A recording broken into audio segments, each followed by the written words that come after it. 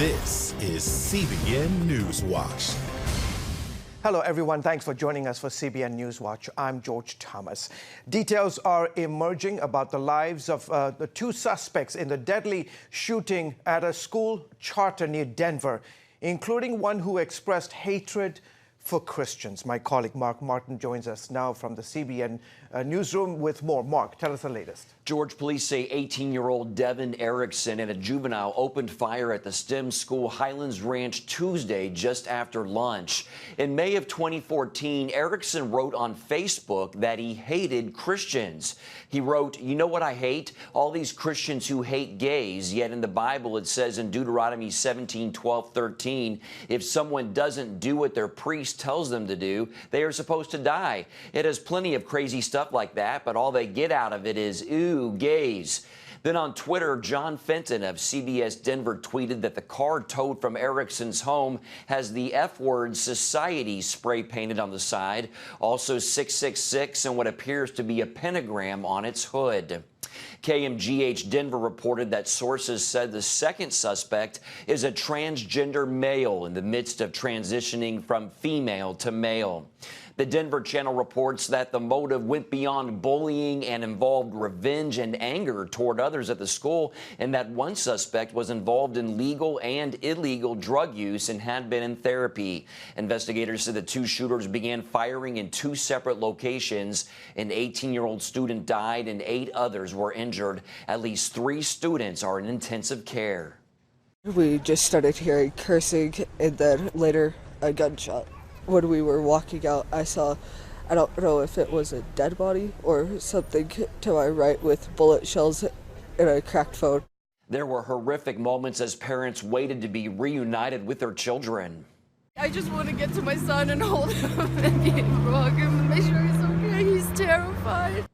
The STEM school Highlands Ranch is located about 7 miles from Columbine High School, the site of the 1999 massacre, one of the worst school shootings in history. And George, both shooting suspects are in police custody. One is scheduled to make a court appearance this afternoon. Mark, I understand that 2 people emerged as heroes in the shooting. Tell us about them. That's true. The teenager who died, 18-year-old Kendrick Castillo, is being called a hero for trying to protect his friends from the shooters. There he is. And then also Brendan Bialy was one of the students who helped to disarm the gunmen. He reportedly wants to be in the Marine Corps. George, back to you. Thank you, Mark.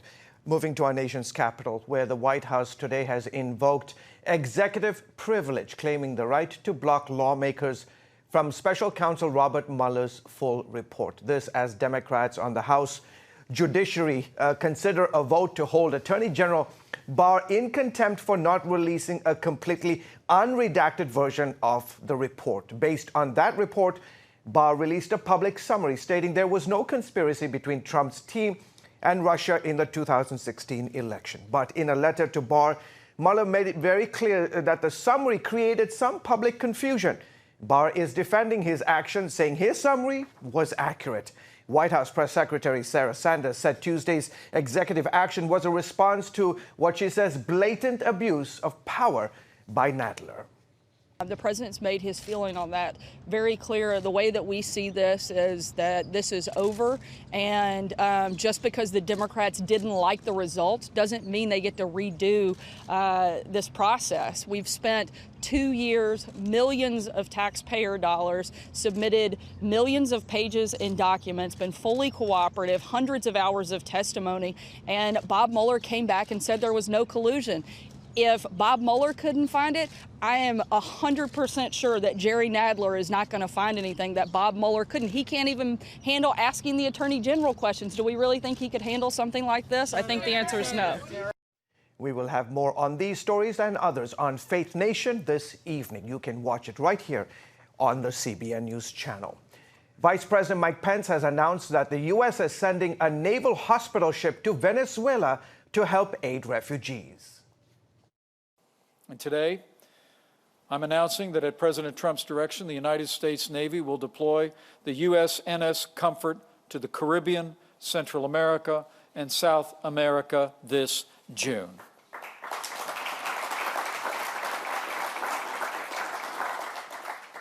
The The Comfort will embark on a 5-month humanitarian mission to address the Venezuelan crisis. United States military and medical personnel working alongside their counterparts across the region will be there to provide medical assistance to communities in need and help relieve countries overwhelmed by the influx of the suffering people of Venezuela. The ship's last tour last fall provided medical assistance in Colombia and several other countries where most of the Venezuelan refugees have settled to escape the crisis. Pence made the announcement, by the way, in an address at the Council of the Americas annual conference. He also said that all options are on the table as Washington weighs further action against the regime of Venezuelan President Nicolas Maduro. Israelis are marking Memorial Day on Thursday to remember Israeli soldiers and terror victims against the backdrop of a continuing threat from Iran. CBN Middle East correspondent Julie Stahl has that story. Israel came to a standstill as a 2-minute siren wailed across the country to honor the memory of Israel's fallen. I was thinking about all the soldiers from the beginning of the state of Israel up until today who had to fight on the front lines and in the home front as well, and the civilians too. I was praying for the families who have lost somebody, including my own family, and just praying that God should give them comfort. Speaking at the state ceremony in Jerusalem, Israeli Prime Minister Benjamin Netanyahu responded to the most recent threat from Iran after Tehran said it would continue its nuclear program. We will not allow Iran to obtain nuclear weapons. We will continue to fight those who seek to take our lives, and we will thrust our roots even deeper into the soil of our homeland. More than 23,000 Israeli and Jewish soldiers and more than 3,100 terror victims have fallen since 1860. About 1 million Israelis were expected to visit cemeteries throughout the day. It's an amazing place to live, but if you don't appreciate what has been given for this freedom we have, then maybe you don't deserve it. Just days before Memorial Day, 4 more Israelis were killed when terror groups launched some 700 rockets at southern Israel from the Gaza Strip. But despite the trouble, most Israelis had good things to say about their country. It's the most amazing country in the world. I believe that redemption will come from here. I think God is as close as he is to the earth here in Israel. I literally wake up every day and thank God that I found my way here in my late 60s. It is the most amazing place in the world. That's what I love about Israel, that we never give up. Even if it doesn't work the first time, we try again, and I love it. Julie Stahl, CBN News, Jerusalem. Just to expand on what Julie said, Iran's President Hassan Rouhani says his country is quitting 2 parts of the nuclear deal. The announcement comes exactly 1 year since President Trump withdrew the U.S. from the landmark deal and issued crippling sanctions on the country. Rouhani says Iran will continue stockpiling uranium and heavy water, materials used in nuclear reactors. And he's giving a 60-day deadline to China and 4 European countries to strike a new deal. If U.S. sanctions aren't lifted and a new deal isn't made, Iran says it will restart construction on a nuclear reactor. It has been 25 years since Rwanda suffered a horrific genocide. Studio 5 travels to the Central African country to look at its progress and see how Hollywood is shining a light on its success. Hi, I'm Patricia Heaton here in Rwanda with World Vision, and you are watching Studio 5. A shout out from one of America's favorite TV moms. We caught up with the middle and Everybody Loves Raymond star here at work in Rwanda. How many World Vision trips would you say you've taken? Rwanda is my 4th. I've been in Zambia, Jordan, and Uganda. Patricia Heaton makes this visit as Rwanda marks 25 years since liberation from genocide. What keeps you coming back? Every time I come back, I see more and more people lifted out of poverty, women getting educated. There's just all kinds of work that goes on, and every time I come back, I see the progress. And it's just such an encouragement and a privilege to be able to come here and see where all those dollars are going and see what an impact and a sustainable impact it's having. You can see the full report from Rwanda this evening on Studio 5. It begins at 9:30 on the CBN News channel. Coming up, freedom for one Pakistani woman who faced the death penalty. How her case shines a light on blasphemy laws around the world. CBN presents The I Wills of God, your path to overcoming fear and anxiety. We're going to talk about some of the incredible promises God has made to His children. In Pat Robertson's newest teaching, you'll discover the I Wills of God. I will rescue him, protect him, answer him, be with him in trouble, deliver him, honor him, satisfy him with long life, show him my salvation, and see amazing stories of God's promises in action. What I felt was loved and treasured. God spared my life twice in 3 days. The good Lord had given me a second chance. Break free from stress and despair. The Lord doesn't want you to live in fear, but to know the rewards given to those who love God. Call 1-800-700-7000 or visit CBN.com. The I Wills of God, your path to overcoming fear and anxiety. Remember for a moment what it was like to be a child. You believed every story you were told. You saw a world full of endless possibilities. What stories will the world's orphaned and at-risk children believe? We believe the Bible tells the only story truly worth believing. We believe that every child should have the opportunity to dream, the chance to take challenges and turn them into possibilities, the chance to stand on the promises of God, to recognize their place in the greatest story ever told. They have their whole lives ahead of them. Theirs is a world of endless possibilities. They are looking for a story to believe. We will tell them that story. Will you join us?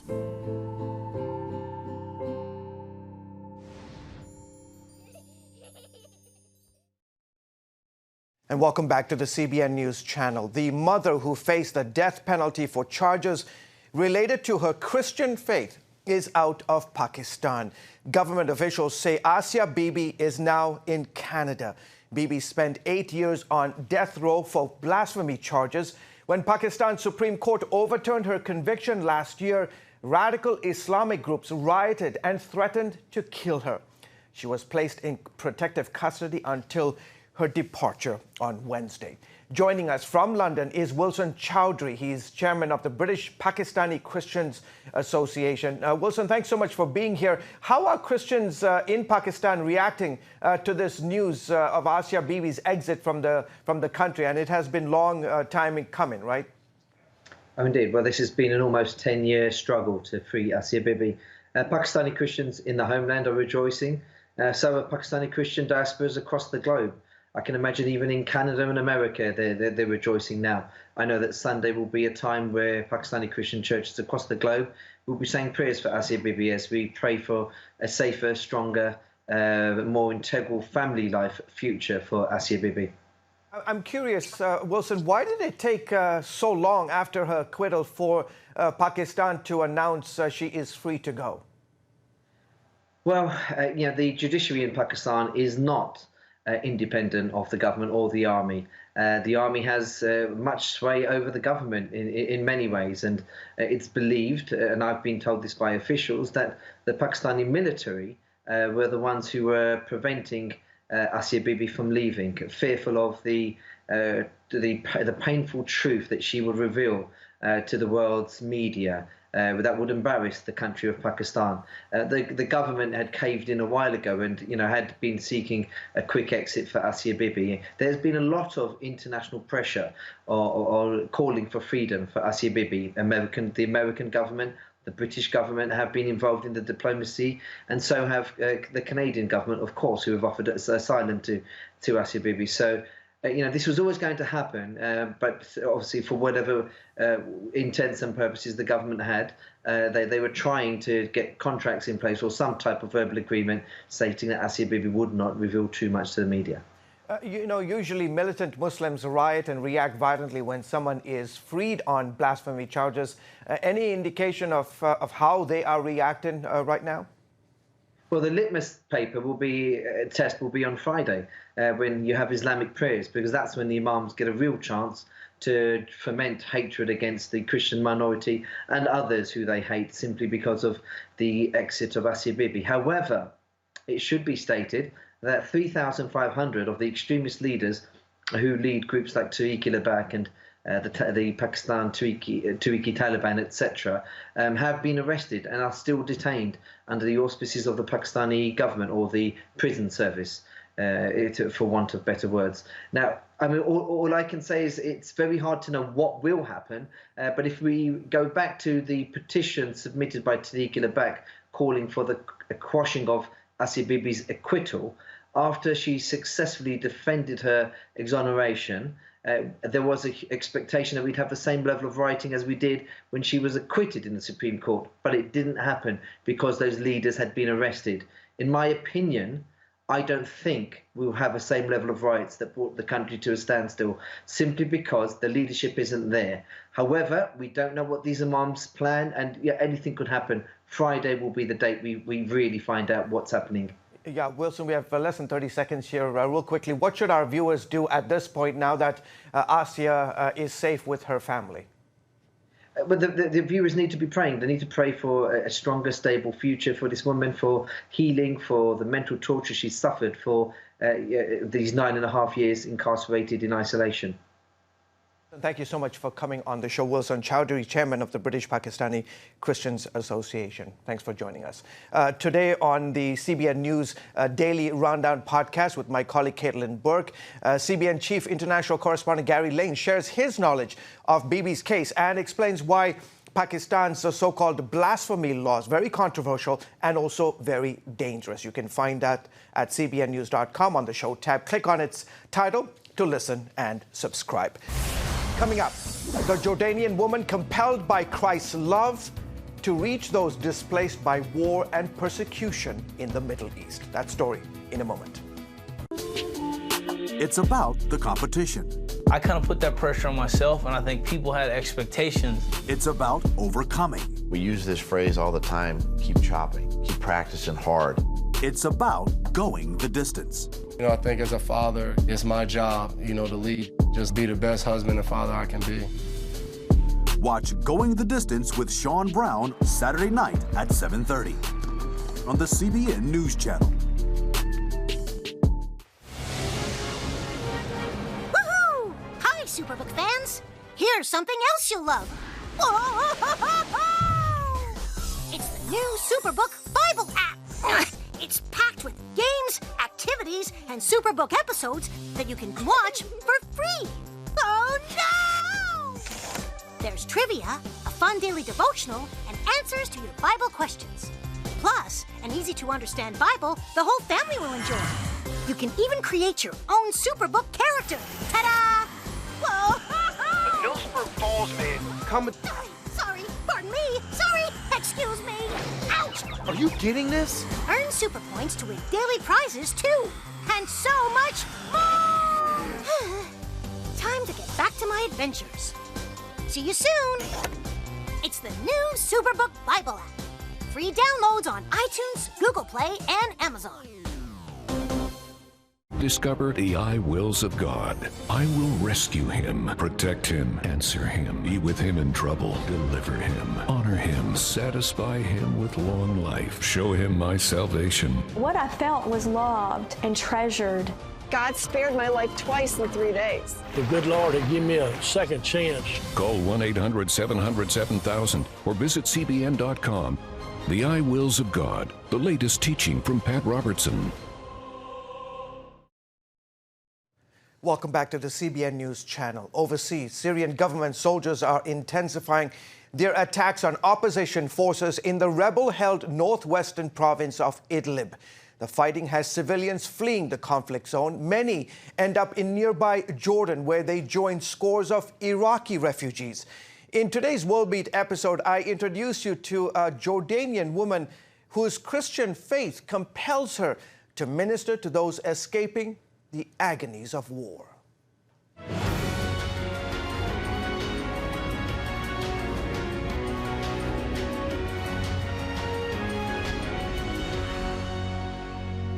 Hello, everyone. Welcome to World Beat, where we show you what's happening in the world and how you can pray about it. Jordan is one of the countries most affected by ongoing crisis in Syria and Iraq. Since fighting erupted back in 2011, millions of Syrians fled their country, many of them finding safe haven in neighboring Jordan. Well, it is the same story in Iraq, where millions were forced to abandon their homes after decades of violence and recent attacks by ISIS. Many Iraqis also found refuge in Jordan. According to the most recent stats from the United Nations, the Hashemite kingdom has the second highest share of refugees per capita in the world. Well, my next guest has a passion for reaching those who have fled their homelands, escaping war and persecution.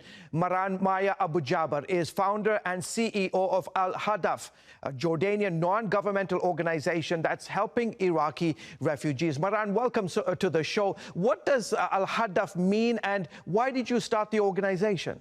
Al-Hadaf means the purpose, because we believe that every child deserves a chance to live, learn, and grow. And I believe, personally, that every child, including the children in the Middle East, they deserve that chance to live, learn, and grow. What are some of the practical things, Maran, that your organization is doing for those displaced by conflict? What we do is we cover first, we do trauma workshops for the ISIS survivors. We do art therapy for the children, for the moms as well. And then we do English courses for the asylum seekers. And then we go into teaching them how to fish instead of giving them a fish. And we gather them with the school students from the community, so the community can see the ideology of terrorism, what it's doing to the families. And through that, we give them food packages wrapped as a present. And at the same time, we have a boutique for second-hand clothes. Everything is done with dignity and grace. Maran, when you spend time with these refugees, do they ever talk about going back home one day to Iraq? When I talk to them about returning to Iraq, they show me the pictures of their broken, exploded houses. They show me the scars from being hurt on the way to escape. They show me the pictures of memories and the identity that was stolen from them. So I stopped talking after that. Talk a little bit, Maran, about the counseling and the trauma counseling that you're giving them, because you're trying to reestablish hope in their broken lives, right? Yes, exactly. The moment the woman or a child speak their story, then the healing process starts. So what I do, I just sit there for sometimes months, just hold their hands and make sure that they feel safe. And then the healing process starts. That's what trauma workshops should be about. You also have a heart for reaching orphans in Jordanian society. Tell us about this. I was a Regent student 12 years ago, and I saw a video. I saw an orphan being beaten up by by the caregiver in the Jordanian orphanage. And the one who was taking the video was another orphan. This broke my heart, and I made up my mind that I will help that child for the rest of my life. And that's how I started learning and studying for 6 years, and just tried to tailor a curriculum alongside with the Orphan's Promise, just to help and reach out to the abandoned children in Jordan. How can we pray for those displaced by conflict in Syria and Iraq? That they will find a home away from home. They will find a place that respects them. They will find a place that they can find job opportunities. They'll find good schools for their children. They will feel safe again. They will find and gather their identity that was taken away from them. And for the viewers who want to reach out and to partner with you, give us quickly the website for Al-Hadaf. alhadaf.org. That's it. That's pretty easy. Maran, pleasure to have you on the show. Thank you for what you're doing for the people of the Middle East. Thank you for having me, and please keep praying for the whole area for peace. Absolutely. Amen. Thank you for coming on the show. You're welcome. Thank you, George. You're welcome. Well, folks, that is it for today's edition of World Beat. Until next time, goodbye and God bless you. Now, back to Newswatch.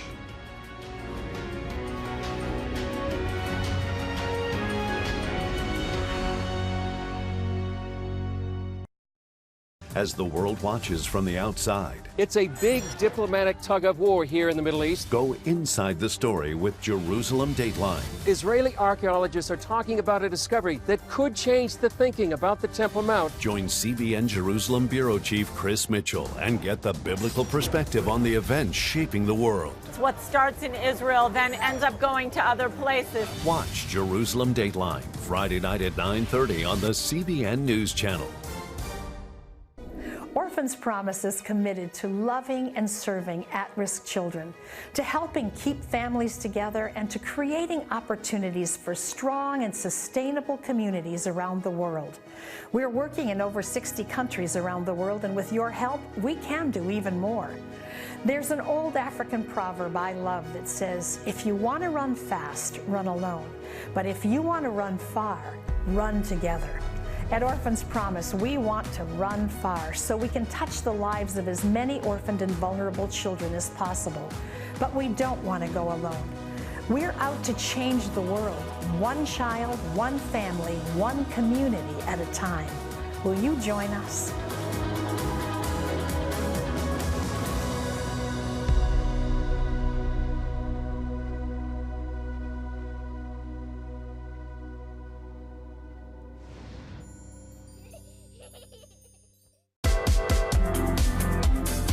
Meet the pastors who are preaching the gospel in a fresh, fearless way.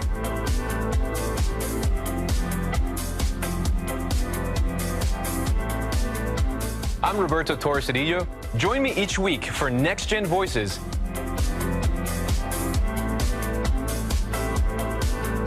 And watch God transform a generation.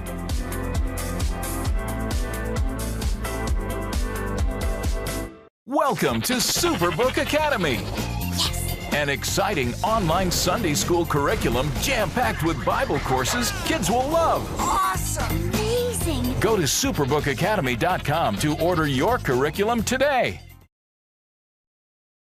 Welcome back to the CBN News Channel. In royal news, Meghan Markle and Prince Harry proudly showed off their new baby to the world today. The couple attended their first photo call at Windsor Castle just 2 days after their son Archie Harrison Mountbatten, Windsor, was born. Meghan said he is, quote, a dream and motherhood magic. The infant was introduced to Queen Elizabeth II for the first time also today. He has already met other members of the royal family. Little Archie is 7th in line to the throne, by the way. He is the 8th great-grandchild of the Queen. Well, folks, that is it for this edition of Newswatch. We hope you will join us again next time. From everyone here, have a wonderful rest of the day.